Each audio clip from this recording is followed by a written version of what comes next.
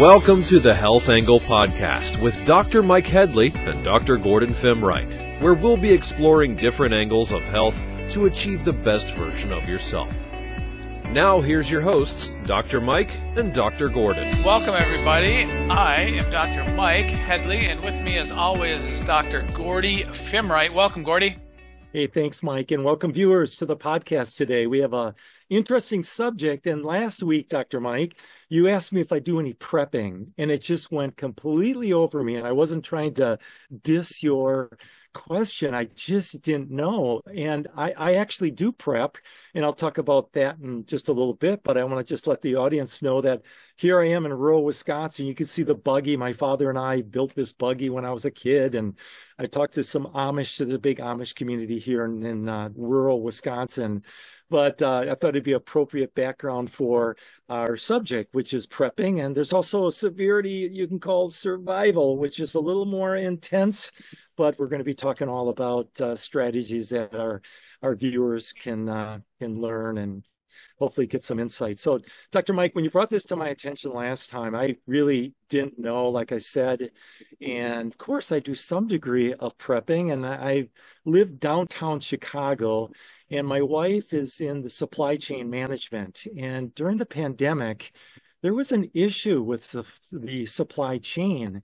And it was brought to my attention, not just in the United States, but globally as well. And I think everybody saw, hey, maybe we should get some more toilet paper. Maybe we should get this for that, because things just weren't in supply. And that's when it really came to my surface that maybe we need to do a little more prepping. So we actually bought a supply of food that will last for 25 years. Not that we need it that long, but we have it. It'll last us maybe 3 months supply, just in case. We also bought a generator, and we also have multiple containers for water, just to be prepped. So audience might go, well, what is this prepping thing all about? Well, you don't want to get caught unprepared when a disaster strikes. This can be a natural disaster like a tornado or a storm, or it could be a widespread cyber attack or a national or international supply chain issue. Could even be a war, and those would be survival. But the prepping is just in case something happens, like you were talking about last week, Mike. So tell me your thoughts on this subject, and why are you so passionate about having this program today?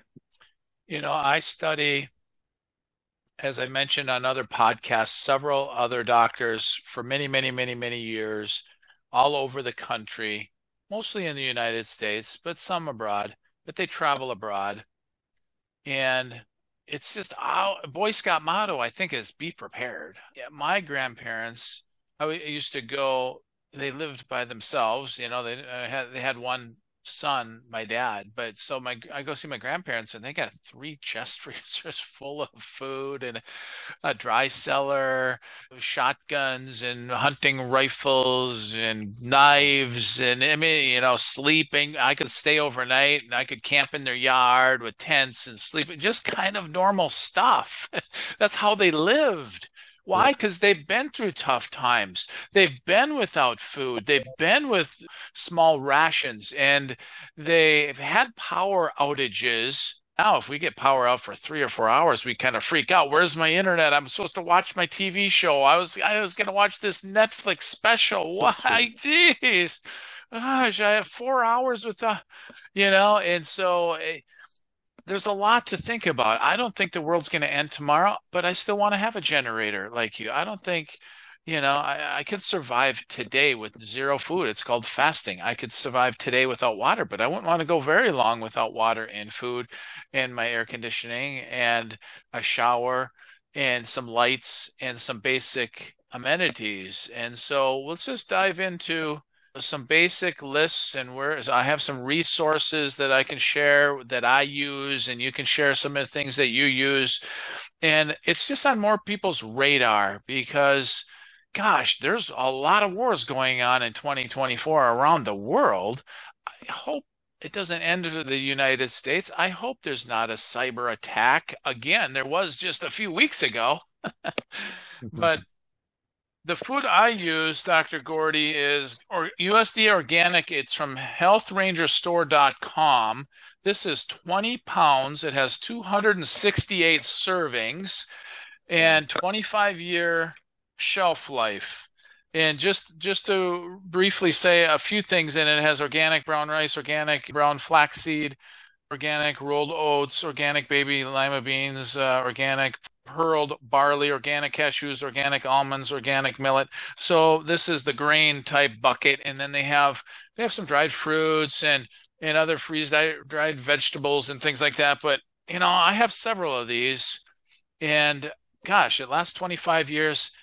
In 5 or 10 years, if I haven't used it yet, I'll probably start using some of the stuff and then just get new versions of it. I'm not gonna, if I never so-called need it, I'm still gonna use it and just have stuff there. I know how to grow indoor food. We have a great garden outside. And so I live to be on offense. I just want to be prepared. I want to sleep really good at night. If I kind of like storms, quite frankly. I'm not worried if I lose power. I don't want to lose power. I don't want my neighbors to lose power. I don't want to have a frozen house this winter when it's 40 below and frozen pipes. But quite frankly, I just want to live with as little fear as possible, and that's a huge reason why I prep. That's great. My parents, they're both have parents who grew up during the Depression. In the back of their minds, they're always kind of thinking, what if? I mean, they have a firsthand knowledge of someone that went through the Great Depression. And so they've always had some type of doing something that maybe they didn't term it prepping, but my mother grew up with canning. So we did that as a child. You can see my background. There's a greenhouses. That's where I grew up. There's gardens. There's huge gardens that I grew up with. So I grew up with canning and some of these other things. Today, I had a chance to talk to some Amish who live in the area.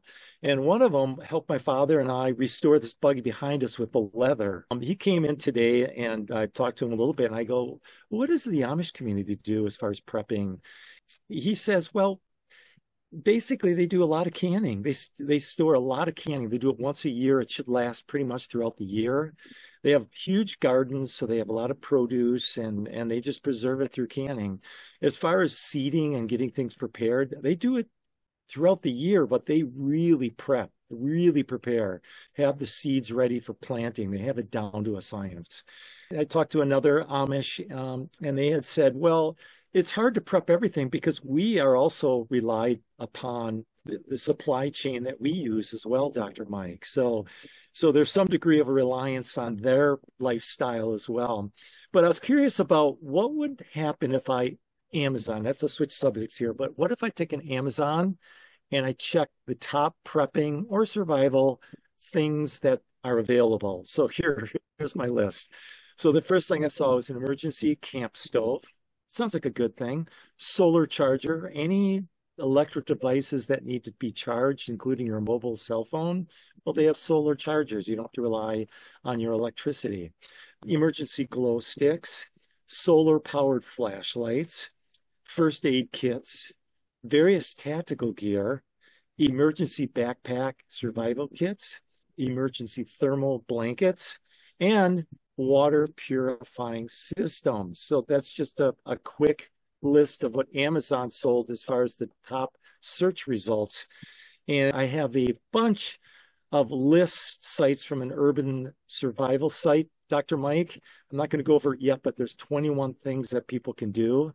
But I want to hear more from you. I know we talked about food, water, maybe heating supply, but the thing that you talked about last week, Dr. Mike, was purifying your water, and you had systems down.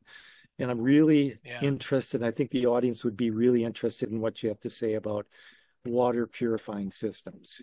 Yeah, I mean, key takeaways, if you've never heard of prepping or whatever, keep it simple. Don't panic. If everything is good in your world, celebrate, and then decide if you want to stock up and buy a few extra canned goods if you have the money. If you have a lot of money and you want to buy some of this and get on some of these lists and really prepare, go for it. But just start simple. Keep it basic. Have some simple things. So in your apartment, in your townhome, in your house, you have to have heat and or cooling if it's 100 degrees in the summer. You have to have the basics But what most people don't realize, they get all this 20 pounds, of food that lasts 25 years, and I can grow food and this and that, but I need some clean water to shave or wash my face or to drink, maybe to make a little shower or whatever. So I have 10 5-gallon pails in my shed. I separate stuff. I have some in my basement, some in my shed. I have some in my chiropractic office. And so those are really cheap, 5-gallon pails. Are they BPA free? I don't care because they're for emergency. I can put water in them and pour them through my water filter without worrying about too much plastics because it's kind of a crisis situation and power outage situation. But I have done that because I can look out my window and I can walk to the Mississippi River. It's not very far from where the headwaters of the Mississippi originates. It's only a few miles from the headwaters, actually. So I can get that water. I wouldn't want to drink it without filtering it, even if it was an emergency. So I have a Berkey filter, so I can pour that 5-gallon pail in there, and I will have 5 gallons of purified water to drink, but I want extra so then I can shower or brush my teeth and shave and cook with I don't want to boil water personally, Gordy. I want to just have water to drink and use and whatever instead of boiling all the water because then that takes more wood or propane or whatever. So water is really, really critical. If it's a stressful situation, you do not want to get dehydrated. And so a Berkey filter, they have 2 filters that are standard, but you can get 4 filters for your Berkey. So you can drink water out of a lake or out of a river and be 100% confident it's taking bacteria and viruses and heavy metals and other stuff out of that lake and river water. Boom, drink it right away, cook with it, clean with it. And so I'm really confident in my water supply. Some people use it every day, just put tap water into it and have really good purified water. I'm just saving it for a rainy day or a no power day. And so the next thing I think is pretty critical too is a heat source. Because in northern Minnesota here, Gordy, it gets pretty cold, as you know, in Wisconsin there too, and Illinois. I chose to get a generator that I can plug everything in my house if I choose to, but I wouldn't need everything powered at once. And so I have a propane and a gas generator, and I haven't done the gas yet because I want to start with propane. Because if I test my gas generator and it sits for a year or 2 or 3 because I don't use it, or I have to start it every 6 months so the gas doesn't get into the motor and ruin it. So I'm just using propane, and I have stock 25 and 200 gallon tanks of propane because that lasts a long, long time. And then if we need to siphon gas out of vehicles, and I have some gas cans and stuff, that's easy to refresh. Got some big gas containers. Well, if it's been several weeks or several months, I can put it in my vehicle, and not just have gas sit for years and years and years and years, because I don't think that's good either. So a heat source, I have my generator, and then I have portable heaters that, gosh, you can have a portable heater that doesn't create any CO2, carbon monoxide in a room, and it, close the doors and have warm clothes on. It doesn't take a lot to generate heat for one room. And then I have a camp stove that's propane fueled, and it's just so I just feel confident. I can cook food, I can drink water, I can heat my house, I can heat a room, I can heat myself. I have clothes, I have, some other lists, first aid kits, multi-tool type devices. If you aren't a mechanic and you aren't a carpenter, have some multi-tool things just in case. Lanterns, Amish use kerosene, flashlights, batteries. There's just some pretty critical things that I stock up on just anyway, because then I can rest assured at night that, geez, it doesn't matter what happens tomorrow, I'm prepared. That's great. Mike, I'm going to go through a list. I have 21 items, but I'm only going to do half for now. And then I want to hear your comments, and then we can do the other half. I don't go through these real quick because I'm learning about this as well. Even though I did some basic prepping in Chicago, mostly because we were scared about the supply chain. Really thought that was going to become something. And being that my wife works in the international industry of supply chain, she knew it all too well. So anyway, number one, start living below your means right now. Just cut back a little bit and then just start buying some food supplies. And it leads right into number two. Don't blow all your money on the first month. Prepping is a slow and steady endeavor. So just kind of take it easy when you go into this. Number three is store plenty of water. And you talked about that, Mike. You got awesome point there. But water is technically more important than food. So make sure that you got enough water and it's collected, and reusable containers is what I use. There's barrels like you were talking about that can be used for long periods of time. Number four, don't store your water in old milk jugs because the residue can end up storing bacteria from the milk, which can grow and also affect your water. So plastic sometimes also can leach. And I know if you're in a survival mode, who cares about that stuff? But the reality, if you have a choice now, hey, nothing wrong with prepping. Number five, don't buy food your family doesn't eat. And a lot of times people will basically buy something that the family has no interest in eating. They might buy a case of canned spinach and the family doesn't want it. They refuse to eat it. And there you go. You wasted time, money, and space. And then really store more than just canned foods. Besides canned foods, look for dried and freeze-dried foods. Try to diversify that diet. Otherwise, you're going to get bored with the same foods as well. And besides, canned foods leads to more sodium, which isn't always the best thing for your health. Use sturdy shelves for storage. Sometimes people get particle board or flimsy storage device shelving. And by doing that, and all of a sudden you start stockpiling bags of beans or rice or canned goods, the next thing you know, the thing could break. So the best thing to do is get something sturdy or use wire shelving, something that can tolerate a lot of weight. Number eight, don't put all your preps into one place.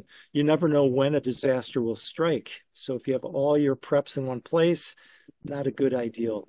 Sometimes your entire food storage could be wiped out. So make sure you diversify where you put things. Number nine, there's more to prepping than how much food you can store. Now, there's a lot of material out there people can read.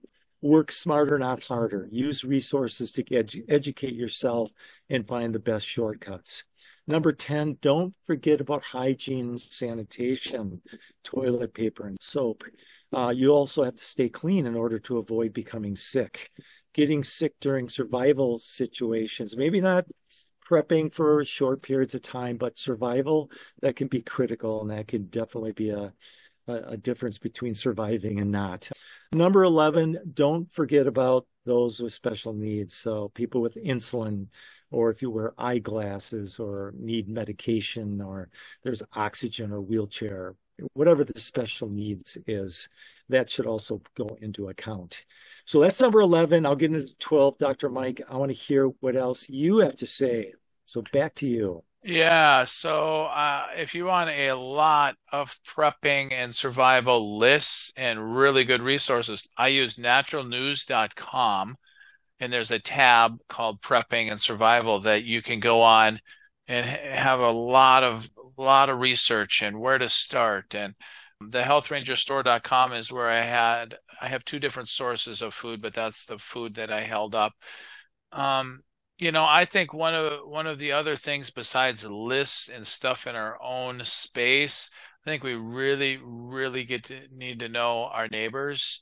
Personally, I know my next door neighbor, they go to our church, they don't hunt, they don't fish, whatever. I hunt and fish. I would say, hey, I will supply the venison from our backyards because I see deer every day. And, what are they going to trade with and offer with? So what am I really good at? I can keep everyone healthy and happy and adjusting and whatever, and shoot some venison for them or some wild animals or whatever. And what are they really good at? And what can they bring to the table? And what can we co-op and share with? So I think really getting to know your neighbors is really, really, really critical. Here's a few other prepping lists. Everyday carry kit that people like to have in their cars, whether you have some extra cash stored away, cell phones, and extra set of car keys, first aid kit. If I'm out hunting, I better have a few bandages and in case I get cut or scraped. And first aid kits are really critical in a crisis and or when there's no power and you stumble into something and get a bruise or you trip over something in the winter or whatever.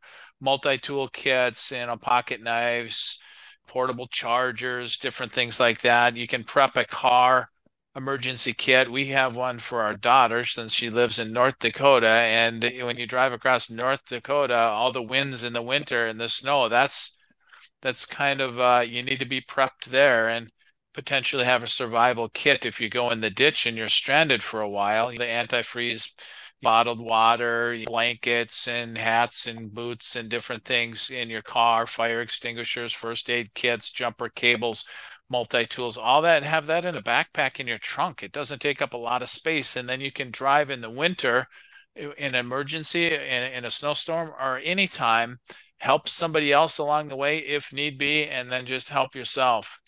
And then if you read about prepping and survival, you read about bug out bags. Bug out bags, when something hits the fan that starts with S, and there's some major stuff in the big city, and there's no food and people are rioting in the streets. You got to bug out someplace. Go to Wisconsin. Go to your parents' house. Come see me. It's pretty quiet here in the woods. And so a bug out bag is just, emergency whistles and signal mirrors, first fire starting kits, first aid kits, flashlights, batteries, just to get to your safe place. Get to the, quite frankly, if things got really, really bad, I have some Amish friends I can go visit. I'll bring my chiropractic table, as much food and water and filters and everything I can contribute, and I'll go hang out with the Amish because they aren't going to panic if there's a cyber attack or if there's no power. If they're going to just keep living. And so that's my bug out place. If things got really bad, I would go hang out with the Amish here. But yeah, a bug out bag is, if I need to leave the big city, I need to leave this riot, if my building is so frozen cold, I got to go somewhere else to survive. If you're required, look at Florida, look at all the hurricanes. They're required to leave their homes. They need a bug out bag. Oh my God, a hurricane. What do we grab? Oh my God, where's my passport? Where's my wallet? What do I do? Have a bug out bag if you live in Florida, right? I mean, doesn't that make sense? I mean, that's prepping, that's survival. Have a bug out bag so then you can head up north and stay with your relatives or until you get out of the hurricane. Also, toiletries and all the other weather appropriate stuff. And people are like, oh, I never thought about that. What if I was on vacation? It's 3 months in Florida in the winter. Do they have hurricanes then or flooding or what? I don't know. You can just be prepared. You don't have to bring a U-Haul to Florida on vacation just in case there's a natural disaster, but just be prepared. But yeah, just some of the common sense. Just stay in your lane. Don't go take out a loan to prepare and buy 3 years of peanut butter that could spoil after 6 months, right? And canned goods that are going to just like blow up or whatever. Just be reasonable. Don't panic. Just do one little thing at a time. Like you say a lot, consistency is more important than intensity. Be consistent. Buy an extra little bit when you go to the grocery store. You have a little extra money, buy a first aid kit. Buy some extra clothes. Buy a tent. Buy a sleeping bag. Buy some extra batteries. Little by little by little, be consistent. Does that make sense, Gordy?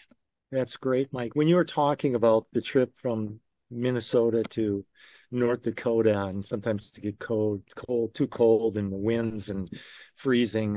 It reminded me in Chicago a few years ago where people were on Lakeshore Drive with their cars driving, and a blizzard came. The snow came down so fiercely that they were stuck on Lakeshore Drive for hours and hours and hours, to the point where people abandoned their cars there, and some were stuck for over 12 hours.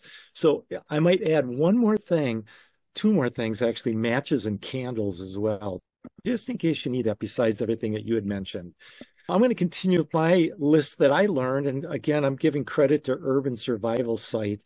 So number 12 is don't forget about your pets. Pets need attention as well. So food, water, other supplies for them as well. Number 13, don't be the only prepper in the household. So everybody needs to get on board to some level to make everybody feel adequate. Number 14, now, Dr. Mike, I agree with you. I think the Amish community, they're close-knit, and they're going to help each other. We were just at an auction the other month. I think it was last month.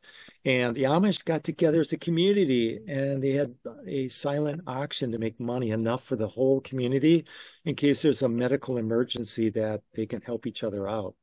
So that's a great community. They help each other out. But this next step, number 14, don't tell anybody about your preps unless the people that you can really trust. So don't tell or advertise that what you're doing, because if a real disaster strikes, you'll have a line outside your door. So number 15, try to stay in shape. Many preppers are going to find themselves extremely exhausted, because if there is a disaster and they have to do all these extra steps, they just might not be in the shape they need to.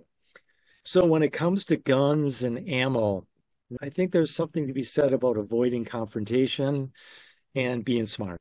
I think I'm just going to leave that subject alone. But guns and ammo, I think that's a big thing. A lot of people do have guns and ammo who are preppers.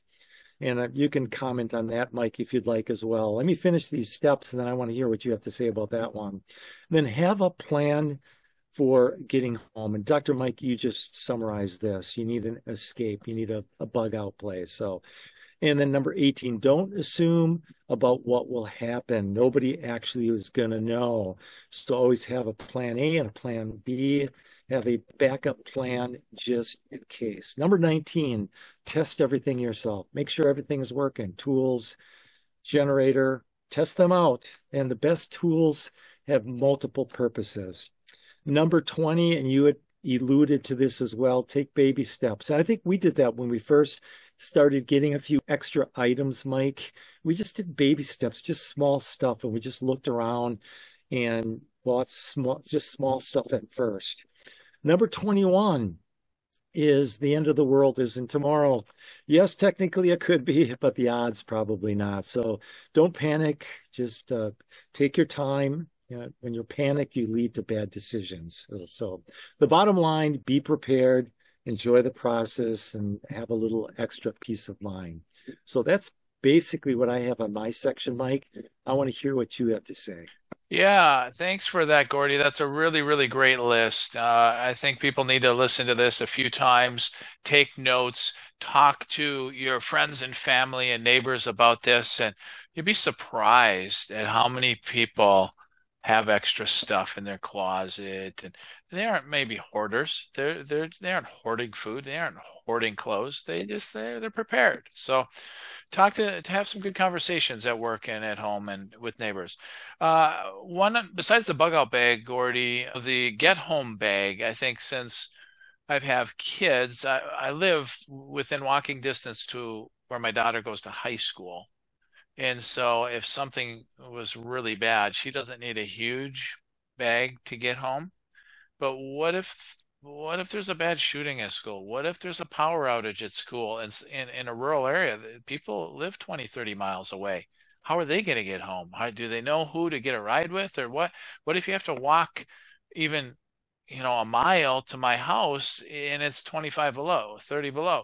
So are you going to get home bag? Does she have to bring this bag to school every day? No, but maybe you need to just prepare in the winter time and just in case you're not by your parents or by your spouse.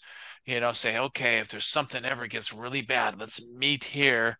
Cell phones are down, whatever. So that's another thing to think about. Have a plan.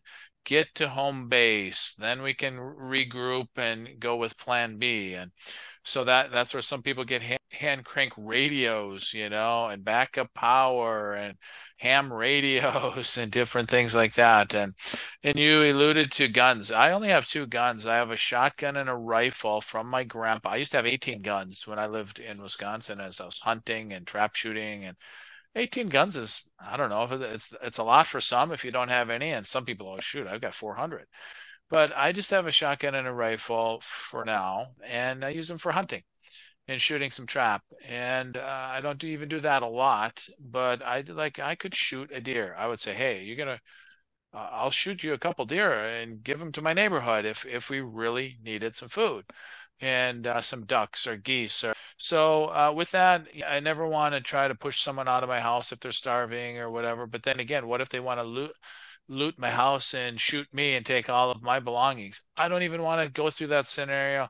So that's why I have hunting rifle and a shotgun. And that works for me in my area. But you have to really assess your situation and what you're comfortable with. If you want to get, my brothers have permit to carries and they have AR-15s and they have all that stuff. But that's just not for me. But hey, if it's okay with them, I'll support them too. So my final thoughts, Gordy, before we go, is be prepared. That's what this is all about. So what do you need to do to rest your head at night to feel prepared? You start there.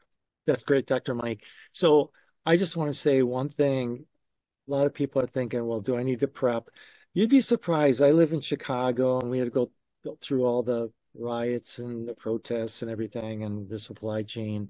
And so fast forward to today, I'd say a couple of months ago up to last month, I would ask people like, aren't you kind of concerned like something could happen? Like, do you have any a plan or something? And I was surprised how many people had a plan. They had storage items. They had extra water. They may have had a generator. Some did, some didn't. So I was actually surprised. There was more people than I thought that were actually on board with doing some prepping. So, hey, I hope everybody follows us, likes us. We appreciate the comments as well. If you like our program, you have an idea for another program, put it in the comments section. So, Dr. Mike, as far as our next week's subject, I'm going to put it listed right below in the tagline so people can see our subject for next week.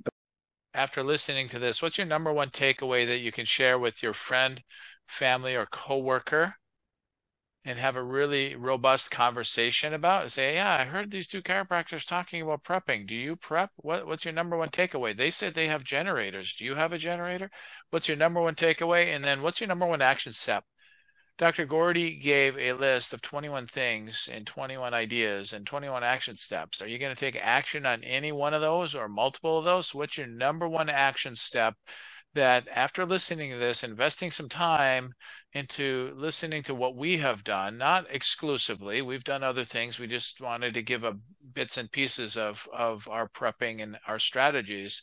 But what's your number one action step that you can take starting today? You can write a list. You can write what you're going to do tomorrow. You're going to do some research. You're going to take a class on survival and prepping and self-defense. Like, you need a gun. You need to get some training on that. You need to invest in some 25-year lifespan food. You need to grow a garden. What's your action step? There is one out there you can take. Let us know in the comments. And I'm excited to hear how people are prepping and or things they'd like to share with our audience. Perfect. Thanks for joining us on the Health Angle podcast, and we'll see you all next week. Thank you for joining us on the Health Angle podcast. Please subscribe to our channel and catch us for our next episode.